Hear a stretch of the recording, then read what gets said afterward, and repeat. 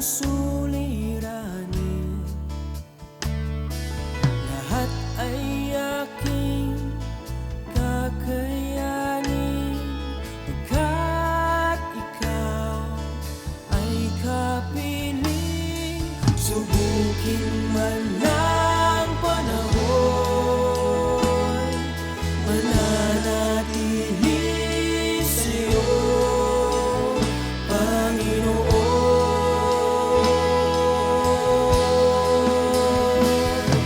walang alinlangang maglilingkod, walang pangambang sa'yo ay susunod, hindi susuko at hindi ito patuloy lamang sa iyo,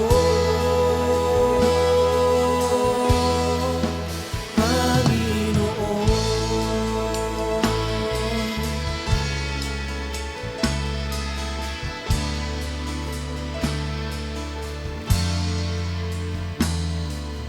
Ikaw ang aking paglilingkuran, kahit saan dalhin. Ikaw ay lagi kung susundin, anuman ang suliranin, lahat ay aking kakayanin, pagkat ikaw ay kapiling. Subukin man ng panahon, mananatili sa'yo, Panginoon.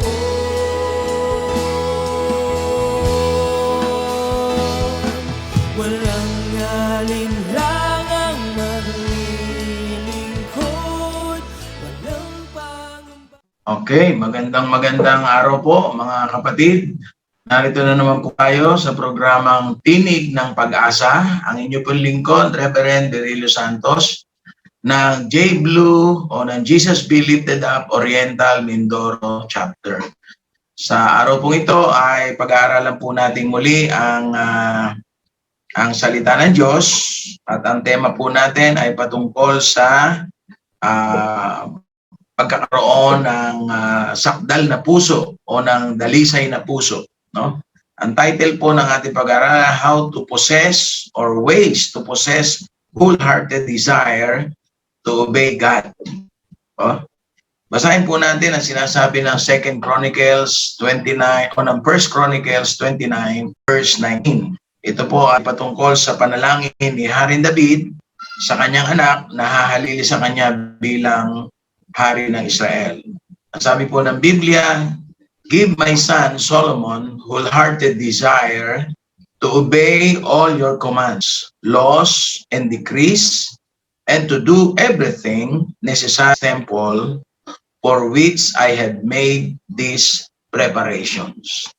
So, purihin po ang Diyos sa mga salitang ito na ating binasa, at para lubos po nating maunawaan, gusto ko rin pong basahin ito sa Tagalog. Ano? Ang sabi po ni Haring David sa kanyang panalangin, tulungan niyo po ang aking anak na si Solomon na maging tapat sa pagsunod sa inyong mga utos at tuntunin upang maitayo niya ang templong aking pinaghandaan.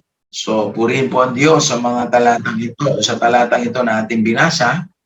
Ang ibig po sabihin nito, mga kapatid, pag sinabing wholehearted desire, no, is to be entirely dedicated to God, no? That Solomon would serve or would desire above all else to serve God. That his God would be his first priority, no? Ibig po sabihin, kapag wholehearted desire o merong tinatawag sa Tagalog na sakdal na puso, dalisay na puso, ang first priority po ay walang iba kundi ang sundin ang kalooban ng Diyos. Dahil kung ating pong pag-aaralan, si Solomon po during that time ay napakabata pa para maging hari ng Israel. Kung pag-aaralan po natin ang history, siya po ay more or less mga 14 to 15 years old. Teenager pa lang po si Solomon. At purihin ng Diyos, kung aaralin po natin ang buhay ni Solomon, siya po ay pangalawang anak ni David kay Bathsheba. At alam naman po natin ang istorya, si Bathsheba po ay bago naging asawa ni David, ito po ay dating may asawa at ang asawa niya ay dating tauhan ni David na sundalo po, no? Sundalo during the time. Pero kung aaralin po natin, si David po ay nagkaroon ng pagkakasala sa Diyos ng dalawang klase, no?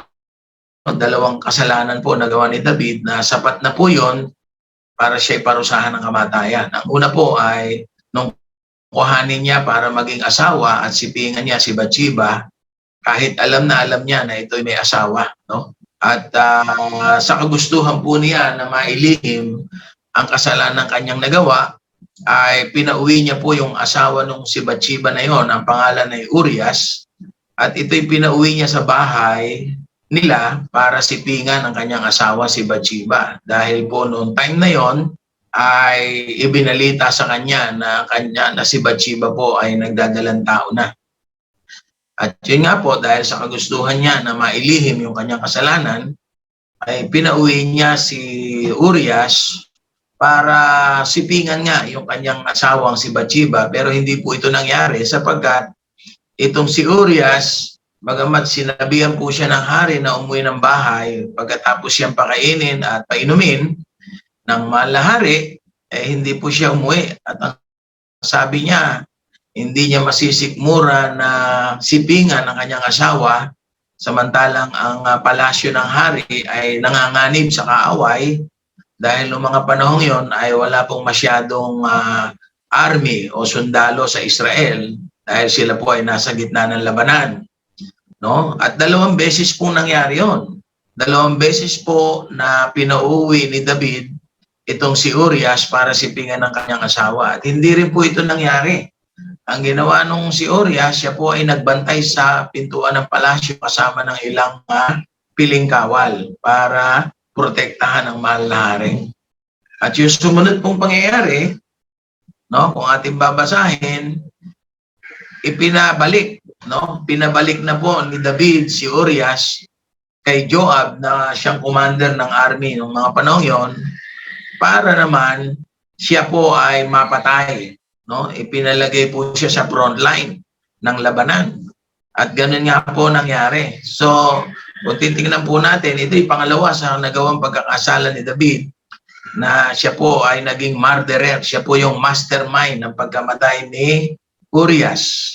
At nung mangyari po yun, dahil namatay na nga po si Urias, ay pinakuha na niya si Bathsheba para kanya maging asawa. At yung pinagbubuntis po ni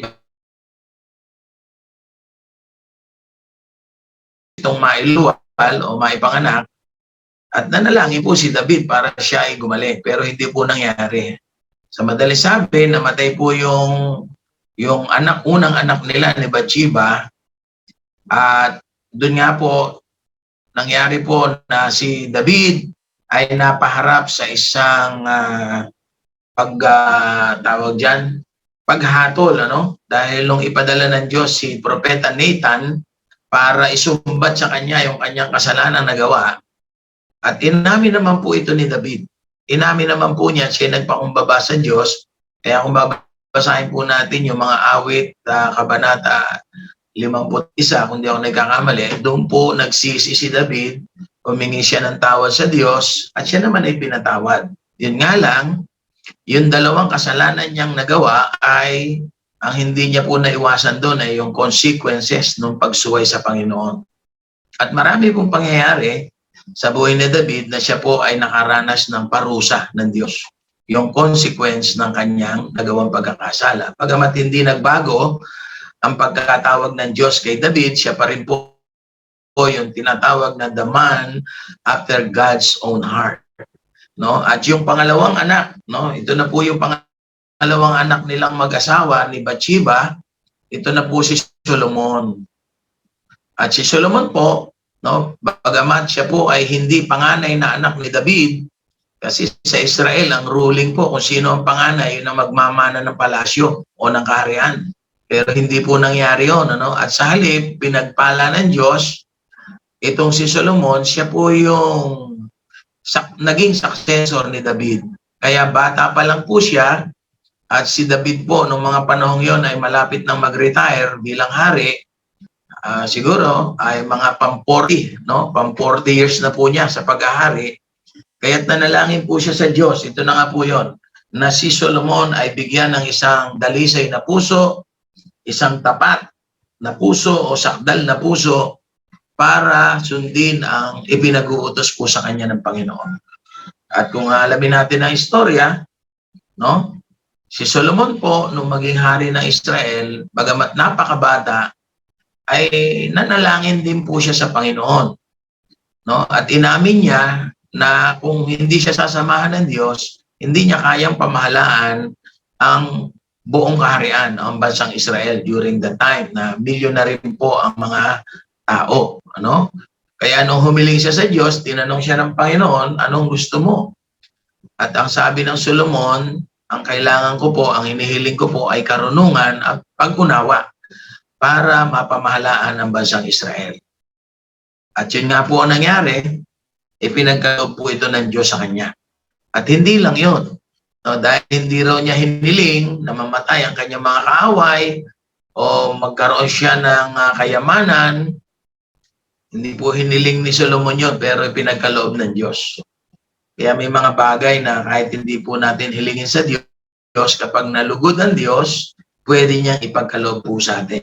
Kaya po si Solomon sa kanyang paghahari sa loob ng 40 taon, siya po ang tinangal na pinakamayamang hari, pinakamayaman at pinakamatalinong hari sa buong Israel, simula noon hanggang sa panahon po na paghahari sa Israel. Okay? Ngayon, yung ating pag-aaralan po, how can we possess a wholehearted desire para masunod po natin ang kalooban ng Diyos? Dito po sa Philippians 2:13, ang sabi rito, our God can make us wholeheartedly devoted to follow His commandments.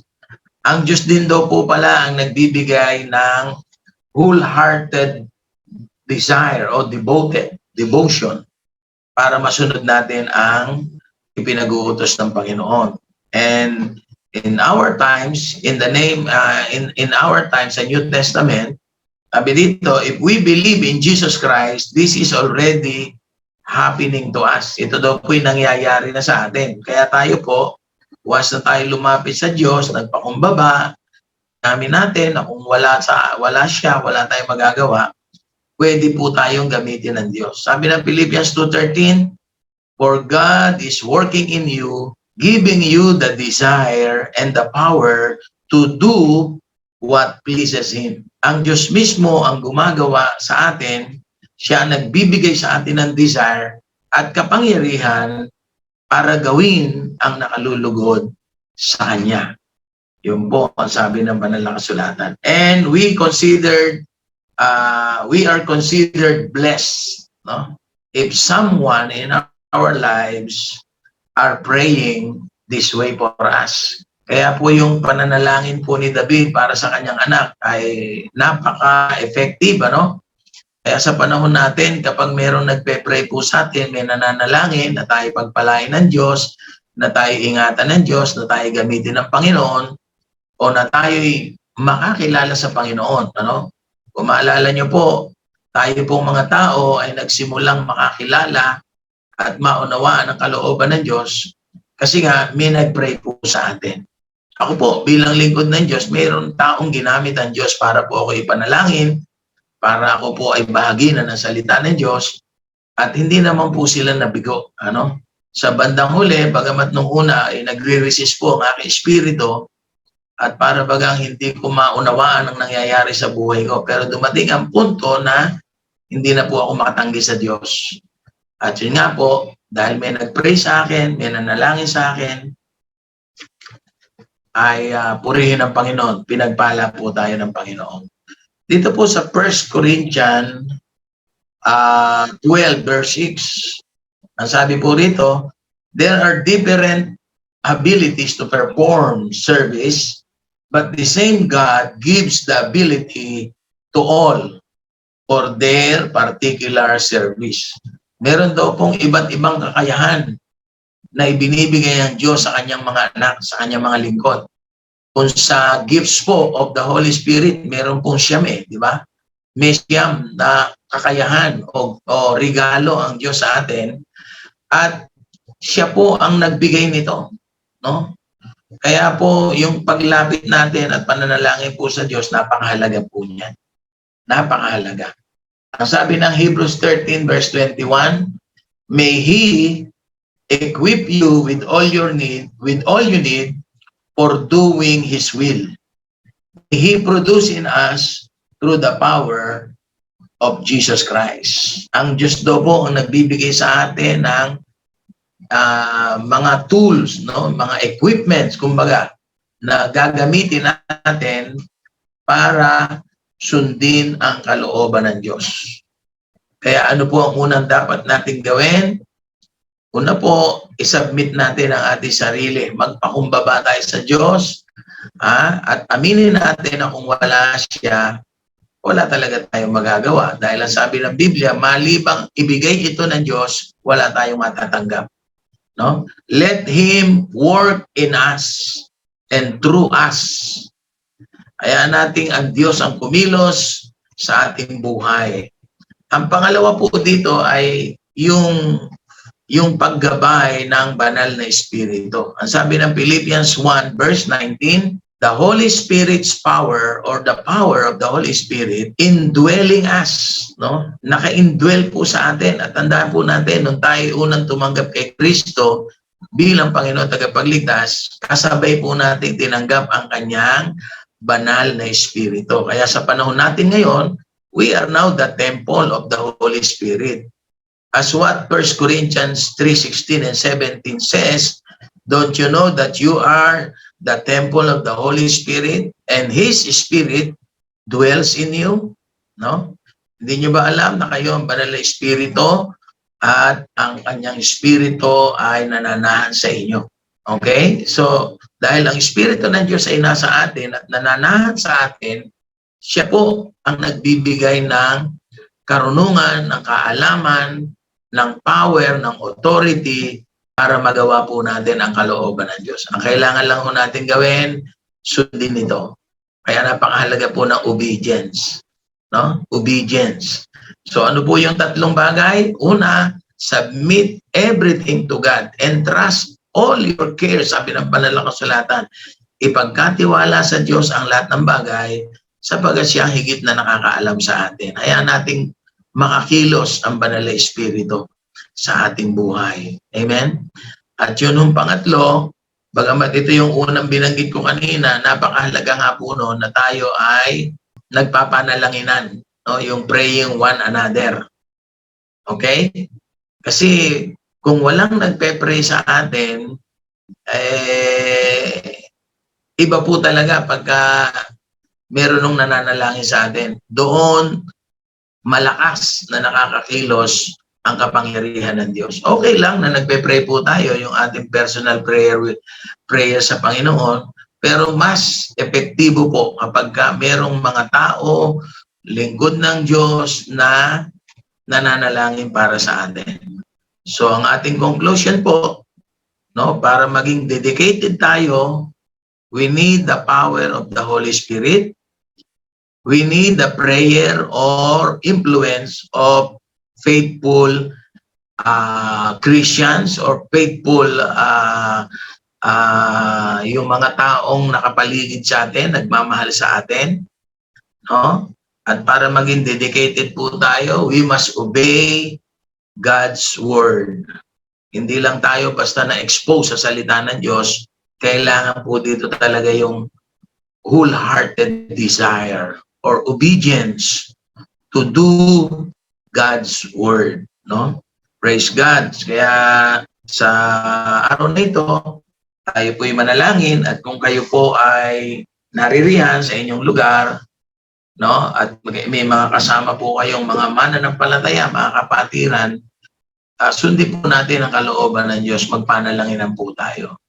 Sapagkat ito po ang kalooban niya na tayo mapalakas, kaya napakahalaga po nung may ka-fellowship kang mananampalataya.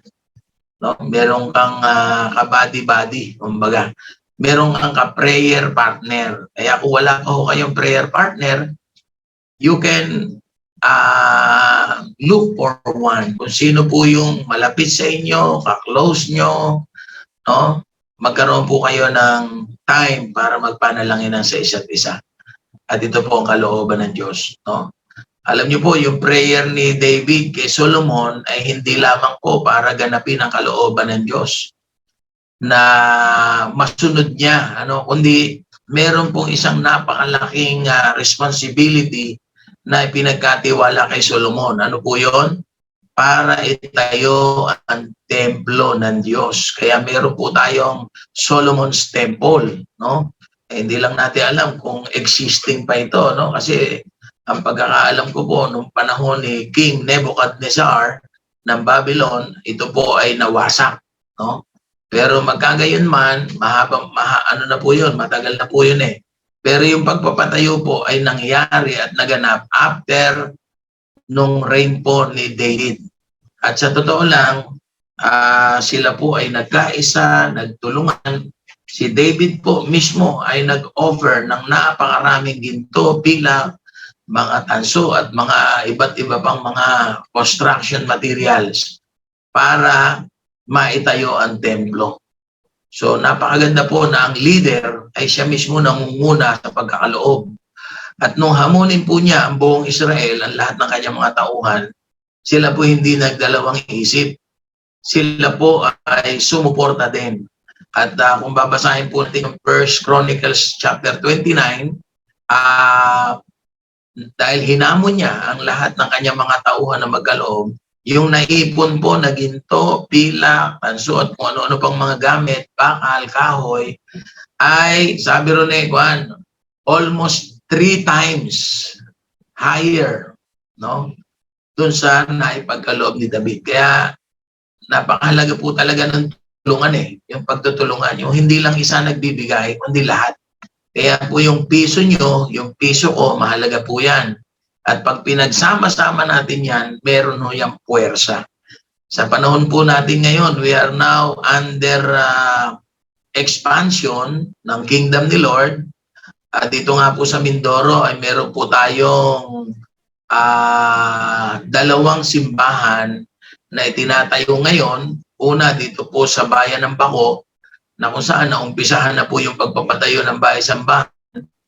At napatigil po ito ng konti dahil nga po nangangailangan po tayo ng material things, ng mga sapat na pondo para maipagpatuloy ito. Pero ang mga kapatid po, ang mga satellite churches po natin ay nagtutulong-tulong para mapunan po ito. At nananalangin din po tayo na merong hipuin ng Diyos, mag-i-sponsor para maipatayo po natin ang bahay-sambahan. Sa ngayon po, meron pong 3 o 4 na simbahan po na naipatayo na po sa tulong ng mga kapatid at sa tulong po ng mga sponsors. Ano po? Yun ay tapos na. Dito po sa Kalapan, 2, 3. 3 bahay-sambahan po yan. Meron din po tayo sa bayan ng Nauhan.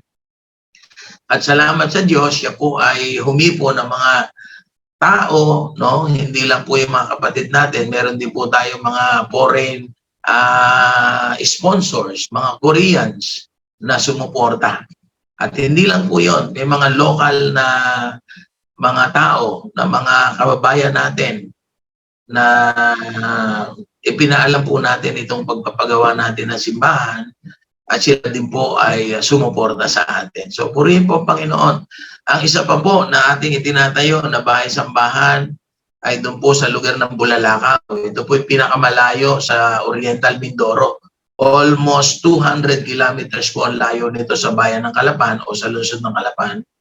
Pero dahil doon po tayo dinala ng Panginoon, may isang pastor po tayo doon, si Pastor Renato Arandia, nadistino po doon at may burden po siya na talagang by November, no, by faith, no, by November ay sisimula na po ang bahay-sambahan na ipapagawa. Sa ngayon, under prayer po ito at praise God, may hinipo na po ang Diyos na magkaloob ng lote.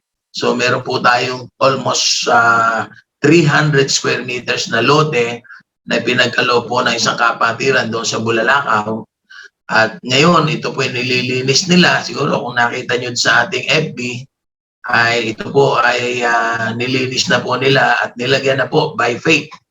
Nilagyan na po nila na streamer na nakalagay doon, on this site will rise a new church building